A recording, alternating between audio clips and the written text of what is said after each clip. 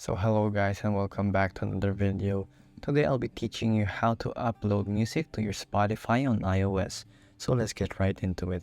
So first we launch our Spotify app as you can see here. And we go to our home page button in the bottom left corner of our screen. And now we head on to the settings button in the top right corner of our screen. And then we just scroll down and you will find our local files. Then you will have to turn this show audio files from this device, turn it on. There's an example. And to just show in your library that local files playlist or album. But if that doesn't work, you go to your files and then you just find it on your iPhone, and here you add your music there.